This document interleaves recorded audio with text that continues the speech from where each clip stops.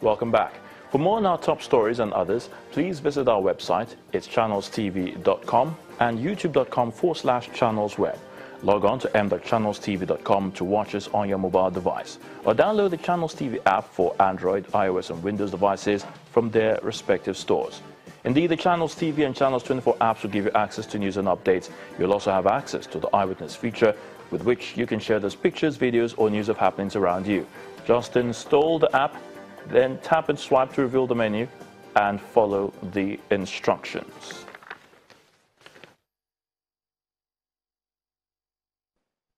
In a bid to ensure the continuous safety and security of indigents of Cross River State, Governor Ben Ayade has signed the Homeland Security Service Bill into law. The security outfit, which is in collaboration with the Nigeria Police, has in the past 1 month been deployed at strategic flashpoints across the state for the protection of the people of Cross River. Calm is gradually returning to Calabar, the Cross River State capital. And this is mainly because of the Homeland Security Service deployed by the state government. Over the past 1 month, and with the release of more than 100 operational vehicles, the security outfit has been stationed at strategic points across the state, known to be possible flashpoints. Residents say this development has reduced the rate of crime. There used to be a high level of crime.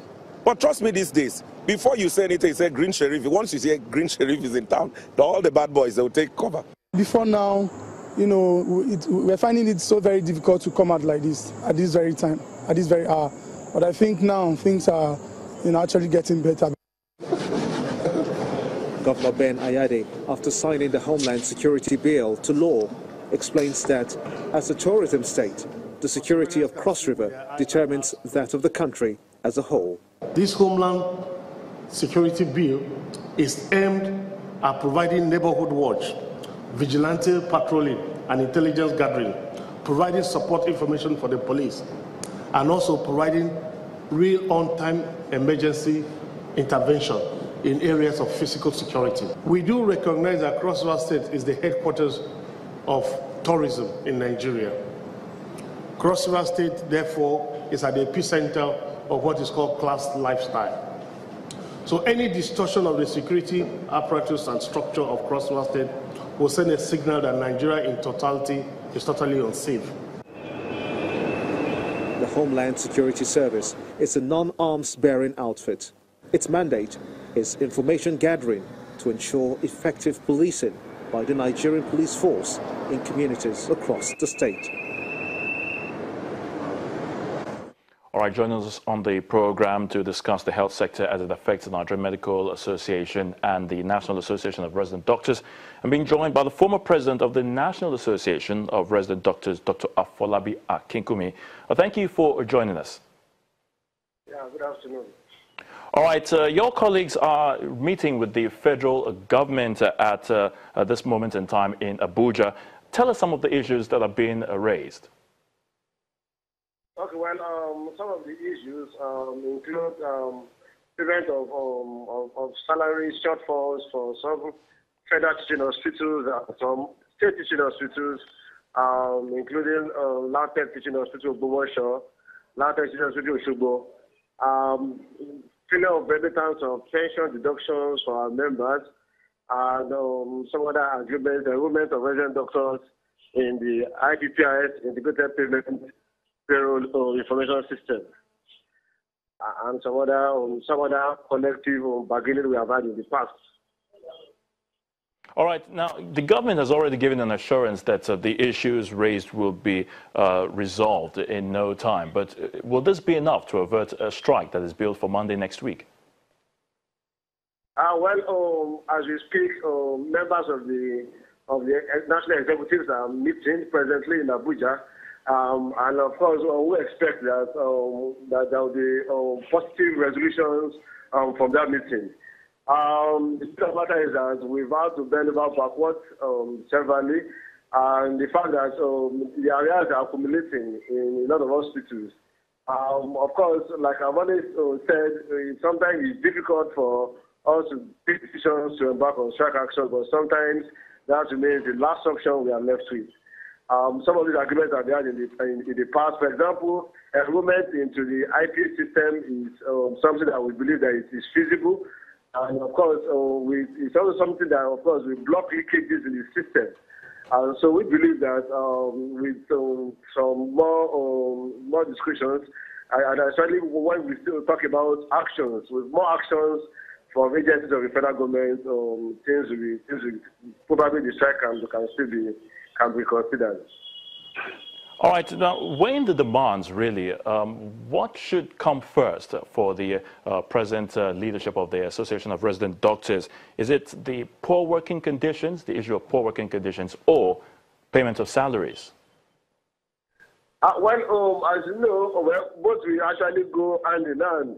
Obviously, we know that the health sector is one sector that requires a lot of funding, and we want people to be also in good working conditions. You might recall that there have been several outbreaks in the country. Even recently, there was a Lassa fever outbreak, and in some places it's still there. And so health workers are involved in a lot of risk as per the nature of our jobs. And as such, also, we also demand good welfare.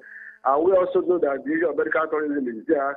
And so we must ensure that we give adequate funding to the health sector such that we can reduce the stem or the tide of medical tourism, to ensure that our people get quality health care also here in the country. So both go hand in hand on good working conditions and also payment of salaries. And of course, you know that in some of the state teaching hospitals, they've not gotten salaries for some months now. And so we also expect that doctors there will be well looked into, and this issue of the salaries also will also be looked into. All right, former president of the National Association of Resident Doctors, Dr. Afolabi Akinkumi, thank you for your thoughts. We appreciate your time. Now, residents of Romi and Karatudu communities in Chikun local government area of Kaduna State are appealing to the state government to fix the drainage systems around the only access road and bridge linking the two communities. Erosion has already eaten deep into the road, and the surrounding houses are dangerously close to a river in the area, leaving them vulnerable to flooding.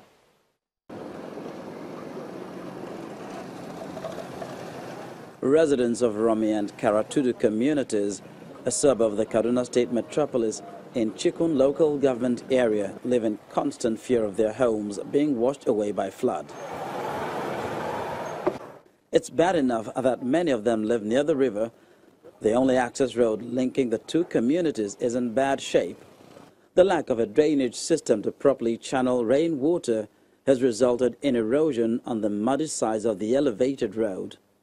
If nothing is done to stop the total collapse of the road and link bridge, the communities fear their access to commerce and livelihood will be ruined. The bridge was one of the projects initiated by the administration of Governor Nasir El-Rufai when he came into office in 2015. It was completed last year. Residents say the rains are beginning to wash away the edges of the bridge, and the yet-to-be-completed road is under threat. This is the only road. If this road eventually cut, that is the end of the whole thing. We have to turn around Gonogora. Road network is not the only thing lacking here. The Karatudu residents also lament the absence of public schools and other social amenities. If a person is sick in the night, instead of us to carry the person inside the Karatudu hospital, we carry him to Romi or St. Gerard or Nasara Hospital. That place is far for us to go. The state government is aware of their plight and says it will soon swing into action. We are very, very committed. By the grace of God, the government is going to do something very, very soon. And the people, the residents of Karatudu, should not have much cause to worry. Let them just bear with us. We are really working hard on it, and very soon it will be addressed. Not only the bridge, but the whole road will be completed. Kaduna is the third largest state in Nigeria, with a population of over 8 million people. The majority of the populace resides within the city center. But with satellite towns spreading and a daily influx of people, the state government says priority is being placed on fixing the infrastructure problem confronting the ever-expanding metropolis. Still to come on the program, we'll take a look at how Nigerians, particularly the Muslim faithful, are gearing up for the Eid al-Kabir celebration. Join us again.